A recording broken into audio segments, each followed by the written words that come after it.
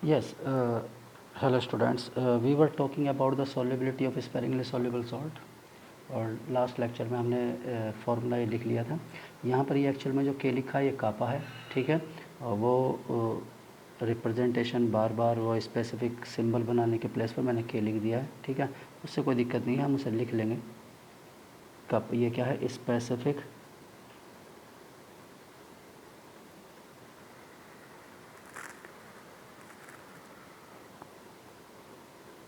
Conductance of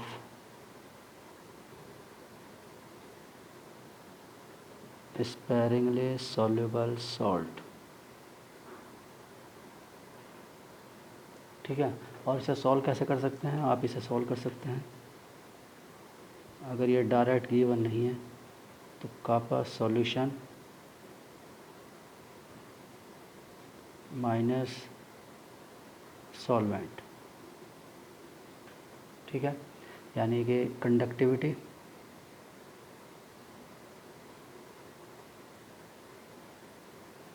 of solution, और ये है कंडक्टिविटी ऑफ सॉल्वेंट, ठीक है। इसके बेस पर आप ये मतलब इसके 3-4 ये यूजेस हैं, एप्लीकेशंस हैं, उन्हें आप देख लीजिएगा। कुछ न्यूमेरिकल से रिलेटेड क्वेश्चंस मिलेंगे आपको, ठीक है। सॉल्व करिएगा, डेटा गिवन होगा उसके अकॉर्डिंग। अब आपको कोलराउस लॉ से रिलेटेड पॉइंट को हम रिवाइज कर लेते हैं एक बार, ठीक है। मेन पॉइंट्स लिख लेते हैं, क्या है क्या नहीं है वो याद रखना है, ठीक है। पहला पॉइंट क्या है, points regarding the Kohlrausch law की बात कर रहे हैं। वैलिड ओनली, पहला point, valid only eight infinite dilution, ये केवल इनफाइनाइट डाइल्यूशन पर वैलिड होगा, ये ध्यान रखना है, ठीक है। दूसरा point, 100% ionisation of electrolyte will take place, 100% ionisation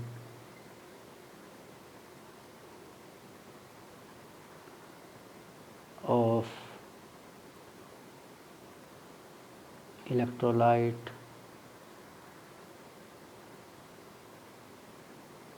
will take place irrespective या regardless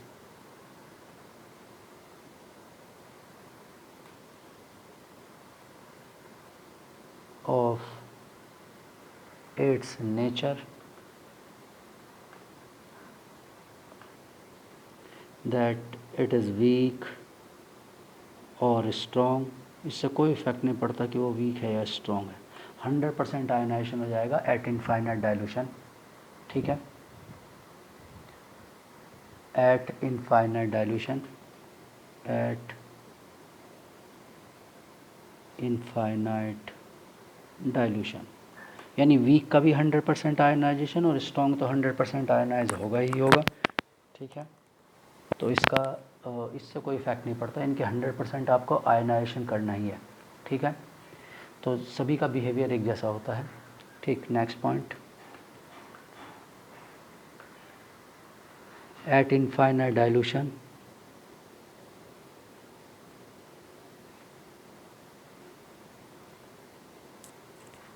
the ions are so far, infinite dilution है तो इनफाइनाइट डिस्टेंस होगा, so far apart from each other, apart from each other, that the interaction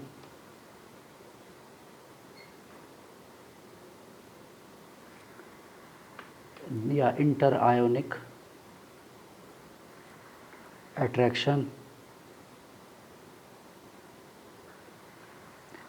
और repulsion, कोई भी किसी भी type का अट्रैक्शन होगा या रिपल्शन होगा, इज़ ज़ीरो, इज़ ज़ीरो, कोई एग्जिस्टेंस नहीं है उसका, ठीक है। And each ion can migrate independently, and each ion can migrate independently। ठीक है, किसी का किसी पर दूसरे पर कोई इफ़ेक्ट नहीं होता है। ठीक है, और उनका कंट्रीब्यूशन क्या होता है। नेक्स्ट अगला point, at infinite dilution, at infinite dilution. ठीक है, each ion can contribute a finite या डेफिनेट, फाइनाइट और डेफिनेट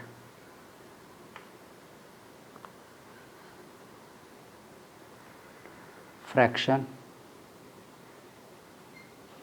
किसका फ्रैक्शन होगा ये, आयनिक कंडक्टेंस का, ऑफ आयोनिक कंडक्टेंस। सबका मीन्स अपना अपना रोल होगा। ठीक है, दूसरे से independent, towards the total, towards the overall या टोटल इक्विवेलेंट कंडक्टेंस,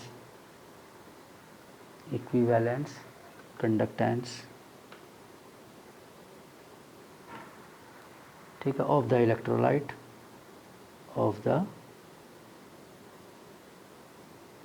इलेक्ट्रोलाइट। ठीक है, और आयनिक कंडक्टेंस फिक्स्ड होता है for a given ion, it does not depends on combination of ion. वही तो मैंने पहले लैंग्वेज लिखवाया, वही सब यहाँ पर भी है। ठीक है, अब आयोनिक कंडक्टेंस जो होता है, हम इसे दोबारा स्टडी कर रहे हैं, पहले भी लिख चुके हैं। आयोनिक कंडक्टेंस, किसी भी आयन का जो कंडक्टेंस होगा एट इनफाइनाइट डाइल्यूशन। ठीक है, आयन कंडक्टेंस ये दो पार्ट में होगा, एक तो मोलर कंडक्टेंस यानी मोलर आयन कंडक्टेंस। ठीक है, लैम्डा नॉट एम। ठीक, और दूसरा इक्विवेलेंट कंडक्टेंस,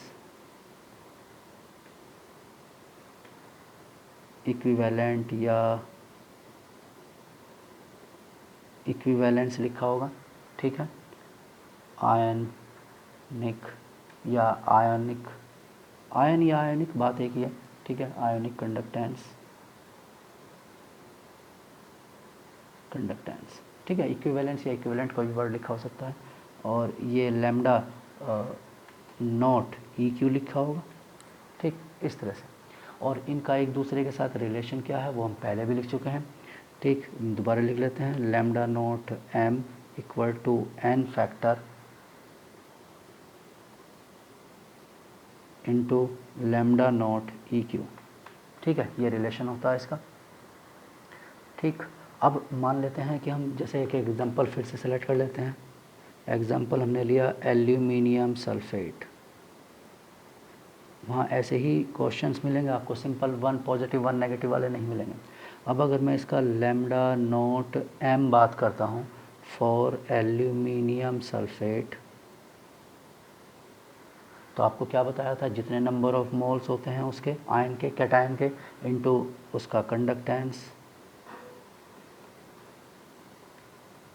ठीक है, प्लस इसके 3 आयन हैं, 3 into lambda naught M of sulphate.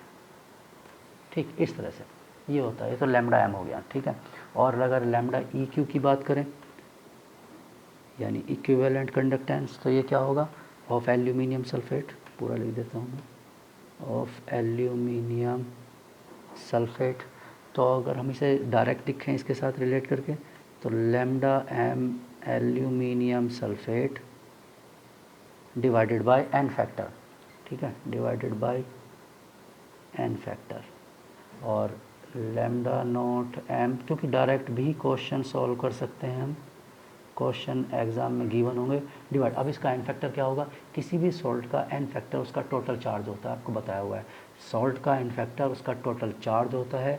Total charge तो यहाँ पर है टोटल पॉजिटिव 6 या टोटल पॉजिटिव नेगेटिव 6, तो कोई भी एक लिख दोगे, 6 पॉजिटिव या 6 नेगेटिव, ये होगा। ठीक है, और अगर हम इसे अलग अलग लिखें, lambda naught equivalent of aluminium sulphate अगर सेपरेटली लिखा जाए तो आपको बताया था कि n फैक्टर से डिवाइड करते हैं, ठीक है, और लैम्डा नॉट m, ठीक, और एल्यूमिनियम 3 पॉजिटिव, ठीक है, plus 1/2 lambda naught m sulphate, ठीक है। इस तरह से तो आप उसे उसके जो भी उसका चार्ज है उससे आप डिवाइड करेंगे अगर आप इक्विवेलेंट वाला सॉल्व कर रहे हैं, ठीक है।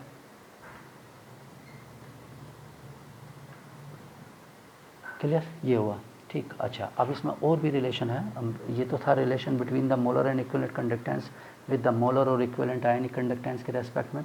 अब relation between equivalent ionic conductance and molar ionic conductance, ठीक है। इसके बीच में अगर हमें रिलेशन कैलकुलेट करना है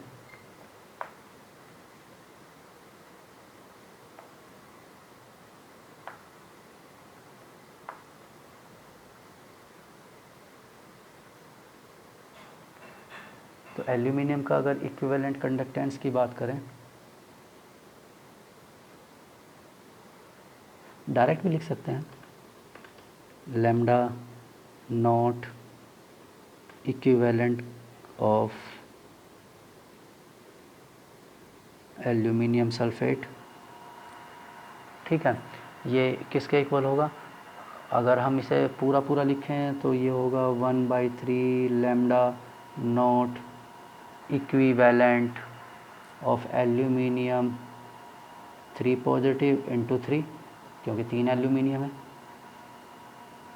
यहाँ पर, 1/3 इसका, और इसका जो चार्ज है वो 3 से मल्टीप्लाई, उसका एन फैक्टर मल्टीप्लाई, ठीक है।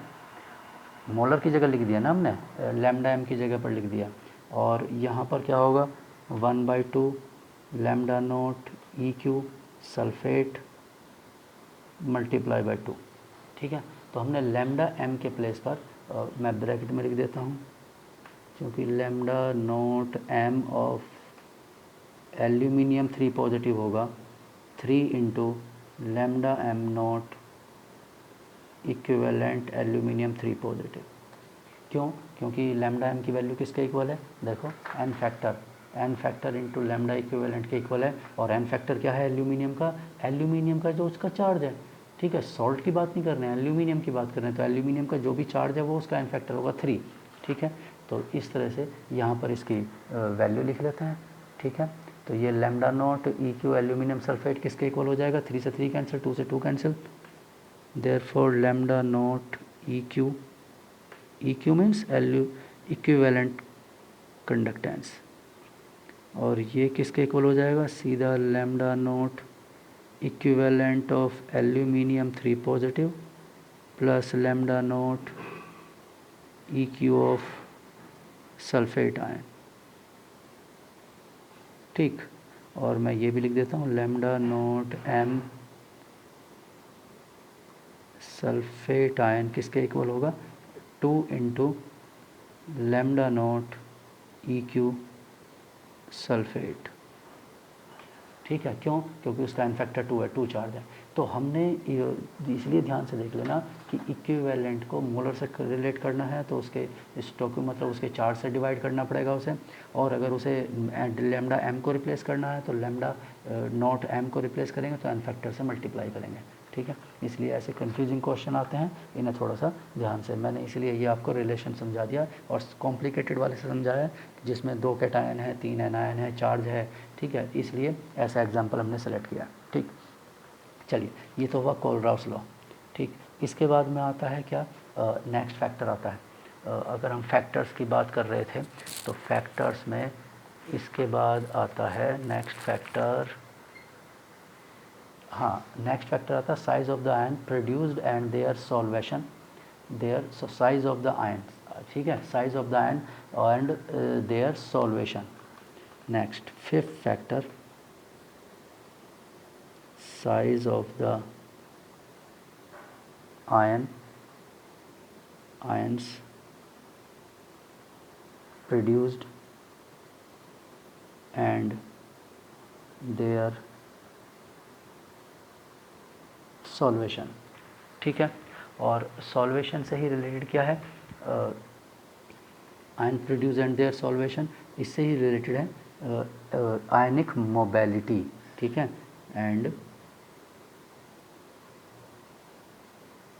आयोनिक मोबिलिटी, ठीक है। तो हम ये कंडक्टेंस को साइज से और सॉल्वेशन से उससे रिलेट कर लेते हैं, ठीक है। तो साइज से और इससे रिलेट करें तो हम क्या देखेंगे, the mobilities of the ion in water, ठीक। साइज़ का क्या रिलेशन होगा, देयर सॉल्वेशन का क्या रिलेशन होगा, उसे हम देख लेते हैं। With increase in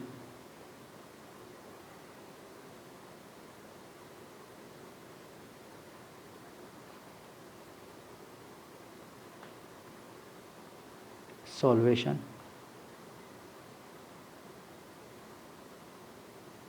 the size of effective size of produced ions increases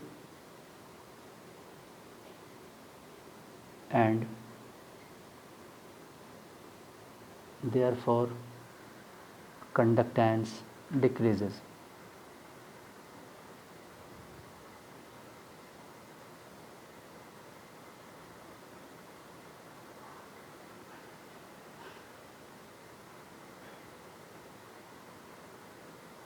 ठीक, एंड देयर फॉर मोबिलिटी लिख लेते हैं पहले, मोबिलिटी डिक्रीजेज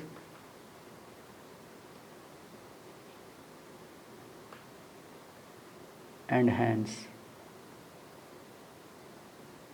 कंडक्टेंस डिक्रीजेस, ये इफेक्ट होता है इसका। वैसे हम इसे पढ़ चुके हैं, ठीक है। एग्जाम्पल लिख लेते हैं। एग्जाम्पल जैसे हम बात करते हैं lithium positive aqueous more hydrated than sodium positive aqueous, more hydrated than potassium positive aqueous, more hydrated than rubidium positive aqueous, more hydrated than cesium positive aqueous, ठीक है। Hydration,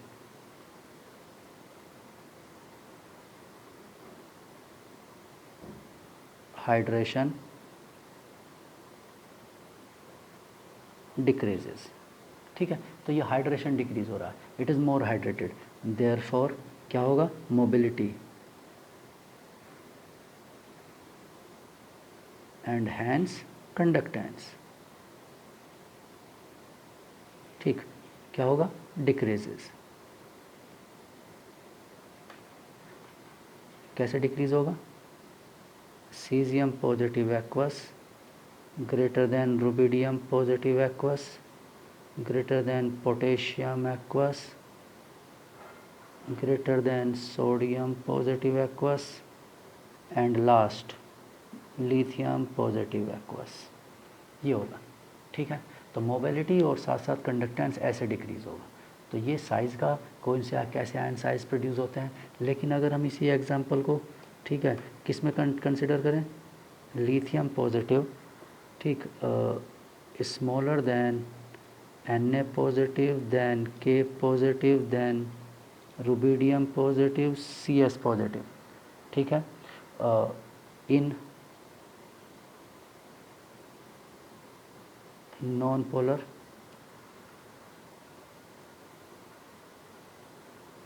aprotic solvent CCl4 CS2 benzene etcetera. तो इस type के solvent में ये होगा mobility, ठीक है, एंड कंडक्टेंस, ठीक। इसमें क्या होगा, लिथियम, ये मतलब साइज़ होगा इनका, साइज इंक्रीजेज, ये साइज़ इंक्रीज होगा, साइज़ इंक्रीज होगा तो मोबिलिटी क्या होगी, डिक्रीज होगी, therefore mobility and hence conductance decreases. कैसे डिक्रीज होगा इसका, लिथियम पॉजिटिव ज़्यादा, sodium positive K positive, rubidium positive, caesium positive. यानी कि लिथियम का कंडक्टेंस सबसे ज़्यादा होगा और सीजियम का सबसे कम होगा। जिसका अभी पीछे क्या था, सबसे कम था, वो सबसे ज़्यादा हो जाएगा। किस में? नॉन पोलर एप्रोटिक सॉल्वेंट में ऐसा होगा। पोलर प्रोटिक में उस तरह का होगा। यानी कि सॉल्वेशन किस तरह का है, ठीक है, उसकी आयनिक की मोबिलिटी क्या है, जो प्रोड्यूस आयन हुआ है उसका साइज़ क्या है, इफेक्टिव हाइड्रेटेड रेडियस आपको बताया हुआ है। हाइड्रेटेड रेडियस उसे आपको यूज़ करना है इसमें, ठीक है। तो मोबिलिटी सॉल्वेंट से अफेक्ट हो जाती है। मोबिलिटी डिपेंड्स ऑन सॉल्वेंट, ठीक। तो ये सॉल्वेंट का इफेक्ट होता है मोबिलिटी पर। अब ये मोबिलिटी का क्या रिलेशन होता है, मोबिलिटी फैक्टर किस किस पर डिपेंड करता है? तो कंडक्टेंस क्या हुआ, directly proportional to the mobility होता है। इट मीन्स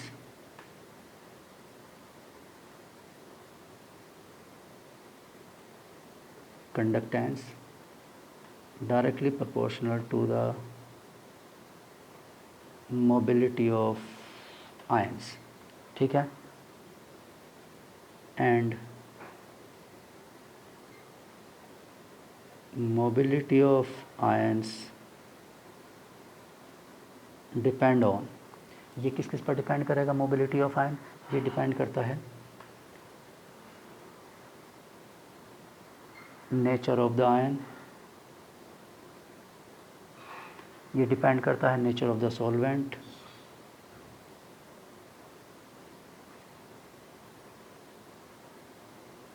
ठीक।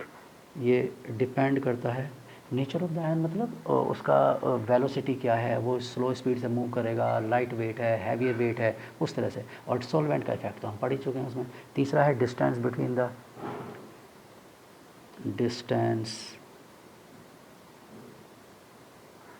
The electrodes, between the parallel electrodes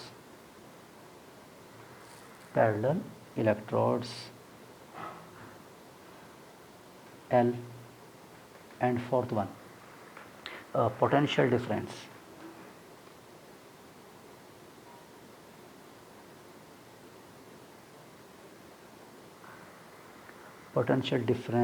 applied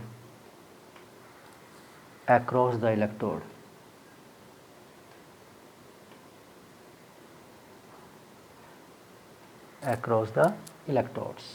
ये होता है V, वोल्टेज, ठीक है।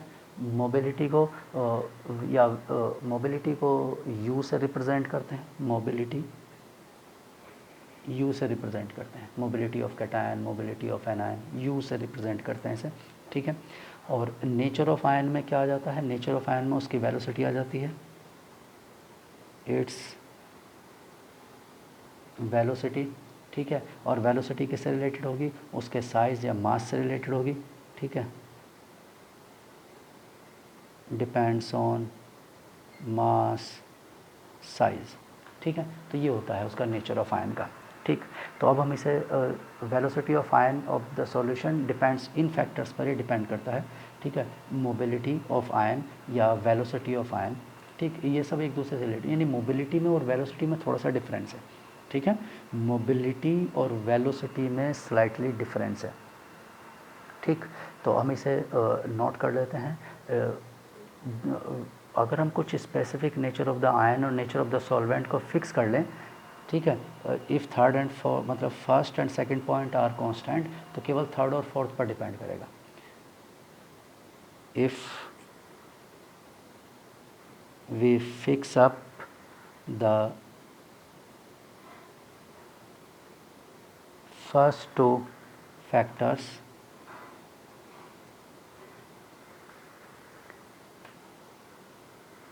by specifying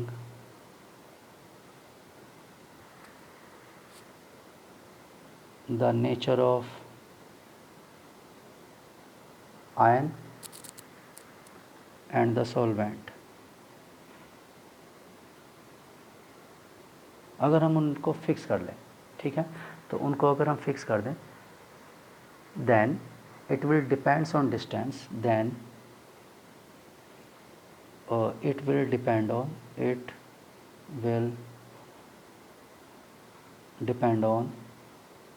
only third and fourth factor. तो ये थर्ड और फोर्थ फैक्टर पर डिपेंड करेगा, ठीक है। देयरफॉर द वेलोसिटी, ठीक है, वेलोसिटी को अब v लिख सकते हैं, इस यहाँ v लिखा हुआ है तो इसे w लिख लेते हैं, ठीक है।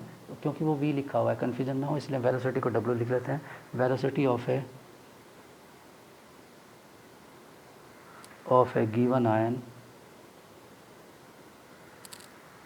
इन द एक्वस मीडियम, या जो भी हमारे पास मीडियम अवेलेबल है, एक्वस सॉल्यूशन, मेनली वाटर ही होता है इसलिए हमने एक्वा सॉल्यूशन लिखा है, has been found,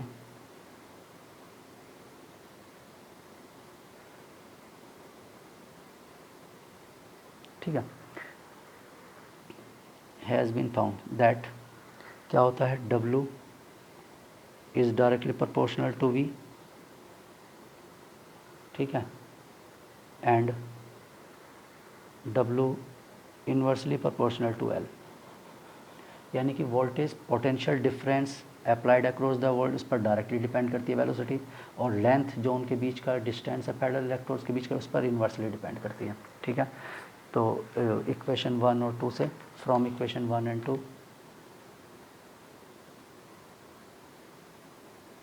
1 and 2, 1 and 2 से क्या होगा, W V upon L, V is the voltage potential difference upon L, ठीक है।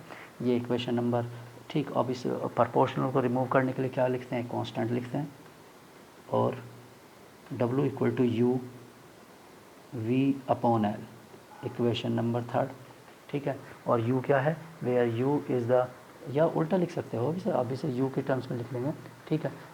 U does not, U is the proportionality constant, where U is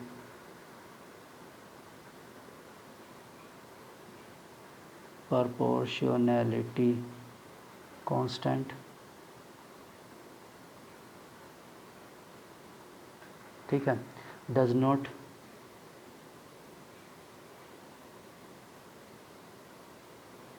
depend on the variables, ठीक है, variables पर depend नहीं करता है, जैसे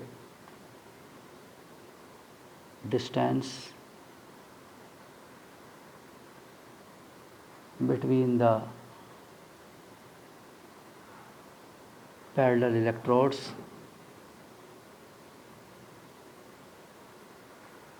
एंड V, ठीक है। It depends on nature of ion and nature of solvent, ठीक है। तो हम यहाँ पर क्या करते हैं, ये लिख लेते हैं वेलोसिटी, नेचर, यहाँ मोबिलिटी के प्लेस पर लिख लेते हैं velocity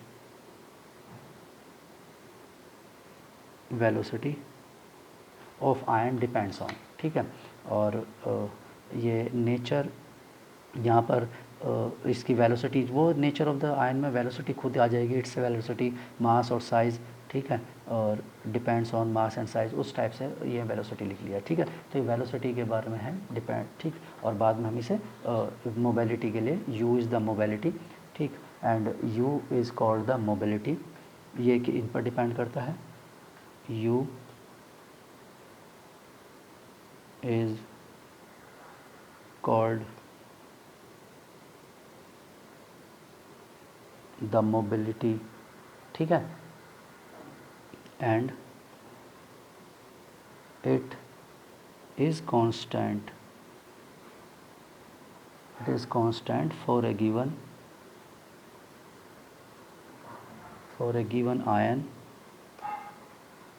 in the given solvent, in the given aqueous solution, या और कोई सॉल्वेंट होगा उस सॉल्यूशन में, ठीक है। तो ये u की वैल्यू इस पर डिपेंड, v और l पर डिपेंड नहीं करती है, ठीक है, क्लियर। तो अब इसमें क्या करते हैं, if v by L is unity, ठीक है, तो v बाई एल अगर यूनिटी है तो क्या होगा, velocity is proportional to the potential gradient but mobility being a proportionality constant is independent of the potential gradient. w तो इस पर डिपेंड करेगा लेकिन u डिपेंड नहीं करेगा क्योंकि ये u तो प्रोपोर्शनलिटी कांस्टेंट है। तो अगर if v by L is unity, ठीक है, then from equation third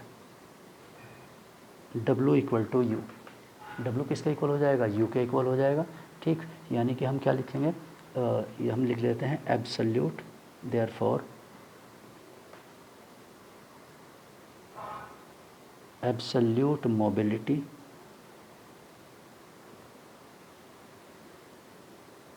U, absolute mobility is the velocity of the ion in the solution under unit potential gradient, under unit potential gradient, potential gradient, ठीक। यानी v by L, v by L is known as potential gradient, v by L को potential gradient भी कहा जाता है, ठीक है। और इसी के बेस पर हम ये भी लिख सकते हैं W मतलब U equal to W velocity upon V by L, यानी कि W velocity divide by potential gradient, ऐसा भी लिख सकते हैं आयनिक मोबिलिटी को, ठीक। और ये तो है ही लिखा हुआ ही है, ठीक है, क्लियर। तो ये तो हुआ पोटेंशियल ग्रेडियंट का, ठीक। और मोबिलिटी की यूनिट आप लिख सकते हैं W वेलोसिटी से, वेलोसिटी आपको पता है सेंटीमीटर पर सेकंड, ठीक है। और ये एल ऊपर चला जाएगा तो सेंटीमीटर वोल्ट, तो इसका यूनिट क्या हो जाएगा, सेंटीमीटर स्क्वायर और वोल्ट इनवर्स सेकंड इनवर्स, ठीक है। इस तरह से इसका यूनिट हो जाएगा अगर ये रिक्वायरमेंट है, तो वैसे तो कोई ज़रूरी है नहीं, ठीक। अब दूसरा हम इसका यूज़ क्या कर सकते हैं, इसका यूज़ करते हैं एब्सोल्यूट आयनिक मोबिलिटी या equivalent ionic conductance,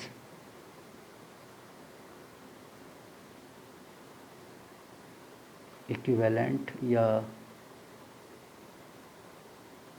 equivalence ionic conductance directly proportional to the absolute ionic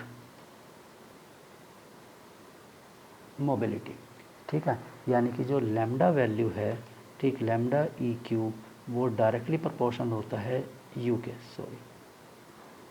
you के डायरेक्टली प्रोपोर्शनल होता है। प्रोपोर्शनल को रिमूव करने के लिए कांस्टेंट लिखते हैं, कांस्टेंट होता है 96500, ठीक, यू, ठीक, यानी कि फैराडे यू एफ भी लिख सकते हैं आप इसे, ठीक है।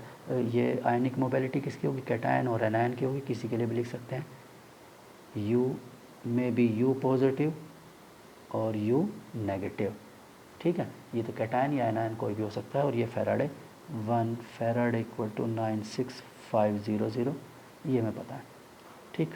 तो कहीं पर अगर हमें कैटायन की आयनिक मोबिलिटी सॉल्व करनी है इक्विवेलेंट कंडक्टेंस से रिलेटेड होकर के, तो हम उसे इस फॉर्मूले से सॉल्व कर सकते हैं, ठीक है, क्लियर। चलिए इससे आगे नेक्स्ट लेक्चर में डिस्कस करते हैं। वैसे आपको ज़्यादा कुछ नहीं बचा हुआ है, ट्रांसपोर्ट नंबर, ट्रांसफरेंस नंबर, ये छोटे छोटे पॉइंट्स बचे हुए हैं, ठीक है। वो हम सीधा स्ट्रेट फॉरवर्ड, इनके न्यूमेरिकल्स नहीं आते हैं, ठीक, वो हम उसमें लिख लेंगे। और कभी कोई न्यूमेरिकल है तो सीधा स्ट्रेट फॉरवर्ड फार्मूला होता है, कोई दिक्कत नहीं है, ठीक है। चलिए, ओके, गुड डे।